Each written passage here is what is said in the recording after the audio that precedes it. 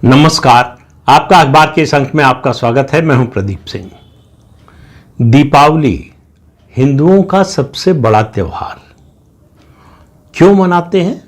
कभी आपने सोचा कि अमावस्या को ही दीपावली क्यों मनाई जाती है, रात में ही क्यों मनाई जाती है? हमेशा से जब से दीपावली मनाई जा रही है, हमेशा से अमावस्या की रात को मनाई जाती है। अमावस्या की रात मतलब काली रात, अंधेरा होता है, सूरज नहीं होता, कोई रोशनी नहीं होती, बाहर अंधेरा होता है। तब ये मौका होता है अपने अंदर के दिए को जलाने का, तब ये अवसर होता है अपने अंदर झांकने का। वेदांत इसे आत्मज्योति कहता है, जो स्थायी होती है। इससे जागरण होता है जो हमेशा बना रहता है। अपने अंदर के दिए को प्रकाशित करने का अवसर होता है दीपावली। और ये त्यौहार क्यों हम मनाते हैं, ये सब बातें आप बहुत कुछ जानते हैं, उसके बारे में दोहराने की ज़रूरत नहीं है।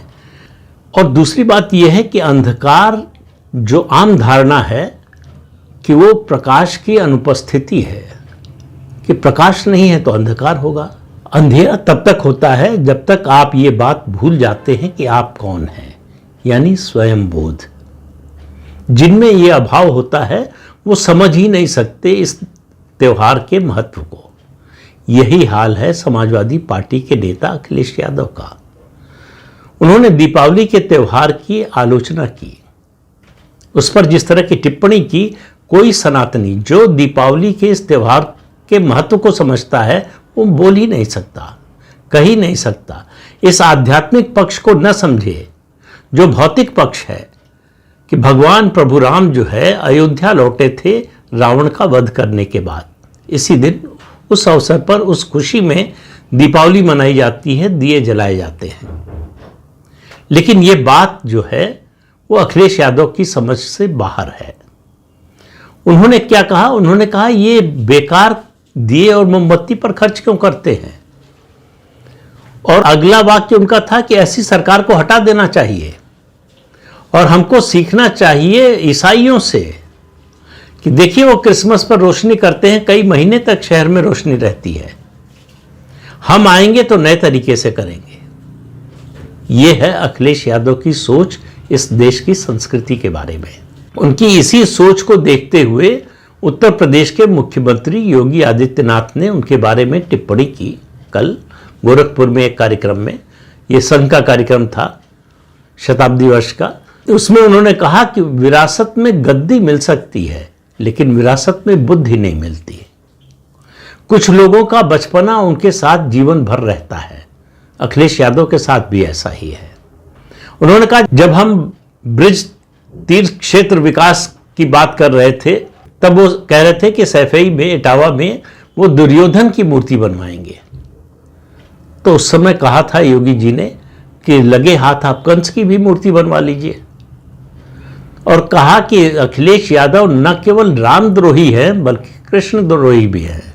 फिर उन्होंने जो बात कही उससे ये बात स्पष्ट हो गई कि अखिलेश यादव अध्यात्म छोड़िए, सनातन धर्म छोड़िए, सनातन धर्म के 30 त्योहारों के महत्व को छोड़िए, वो समाज को भी नहीं समझते हैं। उन्होंने कहा कि मिट्टी के बर्तन बनाने वालों का दर्द अगर अखिलेश यादव समझते तो ये बात न बोलते। और आपको बता दें कि योगी सरकार में अयोध्या में दीपोत्सव का एक के बाद एक रिकॉर्ड बनाया जा रहा है। Guinness book of world record में ये दर्ज हो रहा है कि कितने लाख दिए जलाए गए। हर बार दीपावली पर उससे ज्यादा जलाए जाते हैं। और इसके लिए तैयारी कौन करता है? कुम्हार समाज के लोग, जो मिट्टी का बर्तन बनाते हैं। 2017 से पहले उनकी दीपावली के समय जो आमदनी होती थी वो कुछ हजार रुपयों की होती थी, अब लाखों में होती है। ये समाज का अति पिछड़ा वर्ग है। जिस पीडीए का झुंझुना बजाते हुए अखिलेश यादव घूमते हैं उसी समाज का हिस्सा है। उस समाज के दर्द को भी अखिलेश यादव नहीं समझते। अगर समझते होते तो ये बात न बोलते, बल्कि वो कहते कि जो है मोमबत्ती भी नहीं जलनी चाहिए, दिया ही जलना चाहिए। दिया जलाने को, वो दीपावली मनाने को फिजूल खर्ची मानते हैं। आप इससे समझ सकते हैं कि उनकी समझ कितनी है सनातन धर्म के बारे में, हमारे 30 त्योहारों के बारे में। लेकिन सवाल यह है कि अखिलेश यादव ऐसा क्यों बोलते हैं? कुछ लोगों का कहना है कि वो मुसलमानों को खुश करने के लिए बोलते हैं कि इससे मुसलमान खुश होंगे और उनको वोट देंगे। इस बात में कुछ हद तक सच्चाई तो है, लेकिन मेरा मानना है कि केवल यही बात नहीं है। उनको मालूम है कि वो भारतीय जनता पार्टी से लड़ेंगे, भारतीय जनता पार्टी के खिलाफ होंगे। अगर प्रधानमंत्री नरेंद्र मोदी और मुख्यमंत्री योगी आदित्यनाथ के खिलाफ बोलेंगे और उनके सामने खड़े होंगे तो मुसलमान अपने आप उनको वोट देगा। उसके लिए कोई अतिरिक्त प्रयास करने की जरूरत नहीं है। लेकिन अंदर की जो कमजोरी है, अंदर जो आत्मविश्वास की कमी है, वो उनसे ये सब बुलवाती है। उनको हर समय डर लगता है कि मुसलमान साथ न छोड़ दे। और अब तो डर और बढ़ गया है जब से कांग्रेस पार्टी को मुस्लिम वोट मिलने लगे हैं अलग अलग राज्यों में। और उत्तर प्रदेश में उन्होंने गठबंधन कांग्रेस से इसी डर के तहत किया कि मुसलमान वोट कांग्रेस की तरफ न चला जाए। लेकिन बात केवल मुसलमान वोट की नहीं है। अखिलेश यादव उस वर्ग का समर्थन चाहते हैं जो सनातन धर्म का विरोधी है और हिंदू है। उनको मालूम है कि हिंदुओं का एक वर्ग है जो सनातन धर्म के विरोध में खड़ा है, जो राष्ट्रीय स्वयंसेवक संघ, भारतीय जनता पार्टी, प्रधानमंत्री नरेंद्र मोदी, मुख्यमंत्री योगी आदित्यनाथ, इन सब से नफरत करता है। तो उनको लगता है कि इनके खिलाफ जब बोलेंगे, जब इन पर हमला करेंगे, जब सनातन धर्म पर हमला करेंगे, हिंदुओं के तीज त्योहार पर हमला करेंगे, तब ये वर्ग हमारे साथ आएगा, हमसे जुड़ेगा, हमको वोट देगा। तो उनके लिए सनातन धर्म, इस देश की संस्कृति, तीज त्योहार या फिर देश और प्रदेश की प्रगति से उनको कोई मतलब नहीं है। उनको वोट से मतलब है। क्या बोलने से, क्या करने से वोट आएगा। तो विरासत में उनको गद्दी मिली थी, लेकिन बुद्धि का इस्तेमाल नहीं किया, इसलिए वो गद्दी भी चली गई। और 8 साल बीत चुके हैं, ना आई है, ना आने की कोई उम्मीद दिखाई दे रही है। लेकिन उनको लगता है कि इस तरह की बातें करेंगे, यहीं पर फिर एक बार साबित होता है कि विरासत में गद्दी मिल सकती है, बुद्धि नहीं मिल सकती है। तो इस तरह की जो बचपने की बातें वो करते हैं सनातन धर्म को लेकर, देश के नेताओं के बारे में, देश की विभूतियों के बारे में, भारतीय संस्कृति के बारे में, ब्रिज में अगर ब्रिज तीर्थ क्षेत्र विकास परिषद की बात हो रही हो, उस समय दुर्योधन की बात करना। अब आप समझ सकते हैं कि ये कौन सी बुद्धि है जो उनसे ये बुलवाती है। उनके कौन से सलाहकार हैं जो उनको ये सुझाव देते हैं। तो अखिलेश यादव ने ये जो बयान दिया दीपावली के बारे में, उससे उन्होंने अपनी पार्टी और अपनी व्यक्तिगत सोच, उनकी जो है सनातन धर्म को लेकर, हिंदू धर्म को लेकर, उसको उजागर किया।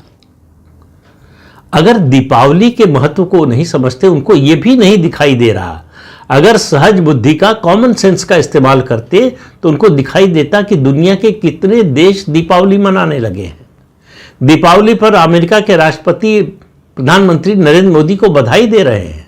अमेरिका के ऐसे बहुत से राज्य हैं जहां दीपावली की छुट्टी होने लगी है और दुनिया के देशों में दीपावली मनाने का चलन बढ़ रहा है। ऐसे में दीपावली के बारे में अखिलेश यादव का यह बयान सिर्फ और सिर्फ एक बात की ओर इशारा करता है कि उन्हें सनातन धर्म से बहुत ज्यादा नफरत है। किसी भी हालत में वो सनातन धर्म को स्वीकार करने को, बर्दाश्त करने के लिए तैयार नहीं है। तो अखिलेश यादव को इस समय, वैसे तो हमेशा दिखाई देता है, इस समय केवल 2027 दिखाई दे रहा है। विधानसभा चुनाव है 2027 में, और उनको मालूम है कि 2027 उनके लिए करो या मरो का मामला है। अगर 2027 में हारेंगे, जो कि मुझे लगता है अभी जो परिस्थिति है उसमें तय लग रहा है, 2027 का विधानसभा चुनाव हारने के बाद उनके राजनीतिक अस्तित्व पर सवाल उठ जाएगा। उनके लिए और उनकी पार्टी के लिए पॉलिटिकली सरवाइव करना बहुत कठिन हो जाएगा। तो वो कोई भी कसर छोड़ना नहीं चाहते। इसके लिए मुस्लिम तुष्टीकरण जिस हद तक जाना हो जाने को तैयार हैं। सनातन धर्म के विरोध में जितना बोलना हो उसके लिए तैयार हैं। इसके लिए वो उत्तर प्रदेश के मुख्यमंत्री योगी आदित्यनाथ पर निजी हमले करने को तैयार हैं। ऐसे हमले जो सार्वजनिक जीवन में बड़े पदों पर रहे लोगों या बड़े पदों पर जो बैठे हैं लोग, उनके खिलाफ बोलना किसी को शोभा नहीं देता। लेकिन अखिलेश यादव को इससे फर्क नहीं पड़ता। उनको लगता है कि उनका मतदाता इससे खुश होता है। लेकिन उन्होंने दीपावली के बारे में जो बोला, जो रवैया उनका अयोध्या में राम मंदिर को लेकर था, आज तक वो राम मंदिर में दर्शन के लिए नहीं गए। तो रवैया जो उनका राम मंदिर के प्रति है, जो दीपावली के प्रति है, हिंदू तीज त्योहारों के प्रति है, हिंदू संस्कृति के प्रति है, मैं इस बात को मानने को तैयार नहीं हूं कि उनके मतदाता वर्ग का जो कोर वोटर है, उसमें जो यादव समाज के लोग हैं, वो इसे पसंद करेंगे। कुछ एक छोटा सा वर्ग हो सकता है जो उनकी हर बात का आंख बंद करके समर्थन करता हो, लेकिन यादव समाज के लोग बड़े धार्मिक प्रवृत्ति के लोग होते हैं, बड़े सात्विक प्रवृत्ति के लोग होते हैं। सनातन धर्म के विरोध में वो जाएंगे ऐसा दिखता नहीं। राजनीतिक दलों की धड़ेबंदी अलग होती है। वो भाजपा का विरोध इसलिए नहीं करते कि वो सनातन धर्म के विरोधी हैं, वो इसलिए करते हैं कि वो समाजवादी पार्टी के समर्थक हैं, उसके कार्यकर्ता हैं, और उनको लगता है कि ये पार्टी उनके हित की सोचती है। लेकिन जिस दिन उनको विश्वास हो जाएगा कि ये पार्टी सनातन धर्म के पूरी तरह से खिलाफ है, सनातन धर्म से नफरत करती है, उनका जुड़ाव कम होता जाएगा और एक दिन ऐसा आएगा जो खत्म हो जाएगा। तो अखिलेश यादव को अभी ये बात समझनी, ये क्योंकि ये तुरंत नहीं होने जा रहा, ये ऐसे परिवर्तन हैं जो तत्काल नहीं होते। ऐसे परिवर्तनों में, ऐसे बदलावों में समय लगता है। एक अपवाद 2024 के लोकसभा को छोड़ दे तो बार बार उत्तर प्रदेश का मतदाता उनको ये समझाने की कोशिश कर रहा है कि अपना रास्ता बदलिए, अपना रवैया बदलिए। 2012 में उनकी पार्टी पूर्ण बहुमत से सत्ता में आई थी। उस समय उसके नेता मुलायम सिंह यादव थे। उन्होंने अपने बेटे को विरासत सौंप दी, गद्दी सौंप दी। लेकिन फिर वही बात, विरासत में गद्दी मिलती है, बुद्धि नहीं मिलती है। तो 5 साल में उन्होंने ऐसा किया कि जो पार्टी 224 सीटें लेकर आई थी विधानसभा की 2012 में, वो 2017 में 47 सीटों पर आ गई। लेकिन उनका अहंकार जो है वो नीचे उतरने को तैयार नहीं। उनकी बातें आप सुनेंगे तो लगेगा कि उत्तर प्रदेश में जो कुछ हुआ है वो सब समाजवादी पार्टी का जो 5 साल का उनका शासन था उसी दौरान हुआ। वो अपने पिता के कार्यकाल की भी बात नहीं करते और वो इस बात को आज तक स्वीकार करने को तैयार नहीं है कि उनके राज में, उनकी पार्टी के राज में माफिया का पैरेलल राज चलता था, समानांतर सरकार चलती थी, सत्ता चलती थी। इसके लिए आज तक उन्होंने उत्तर प्रदेश के लोगों से माफी नहीं मांगी कि हमारी ये नीति गलत थी, जिस तरह से माफिया को संरक्षण दिया गया। समाजवादी पार्टी की जितनी बार सरकार गई, 3 बार मुलायम सिंह यादव मुख्यमंत्री रहे, 1 बार जो है अखिलेश यादव मुख्यमंत्री रहे। चारों बार जो सरकार गई वो एक ही मुद्दा था, कानून व्यवस्था। लेकिन फिर भी अखिलेश यादव के बयान आप देख लीजिए, किसी माफिया के खिलाफ उनका कोई बयान आपको मिलेगा नहीं। मुख्तार अंसारी की मौत के बाद उसकी कब्र पर फातिहा पढ़ने गए, जैसे कोई महान नेता हो, स्वतंत्रता सेनानी हो। तो इससे उन्होंने क्या संदेश दिया? उन्होंने संदेश दिया कि उनकी नीति, उनकी पार्टी की नीति माफिया को लेकर बदली नहीं है। अब भी वो माफिया, अगर उनको मौका मिला तो माफिया को उसी तरह से संरक्षण देंगे। इसलिए माफिया के खिलाफ जो अभियान चलाया योगी आदित्यनाथ ने, जिस तरह से ऑर्गेनाइज क्राइम की कमर तोड़ी है, उससे बहुत परेशान और चिंतित हैं अखिलेश यादव। इसलिए वो छोटी छोटी बातों पर इस तरह के तंज कसते हैं कि योगी जी की वो बात सही लगती है कि कुछ लोगों का बचपना जीवन भर साथ रहता है, और ये कब तक साथ रहेगा पता नहीं। 2027 के बाद क्या होगा, असली तस्वीर उसी समय सामने आएगी। तो इस अंक में इतना ही। अगले अंक में फिर मिलेंगे किसी नए मुद्दे के साथ। तब तक के लिए अनुमति दीजिए।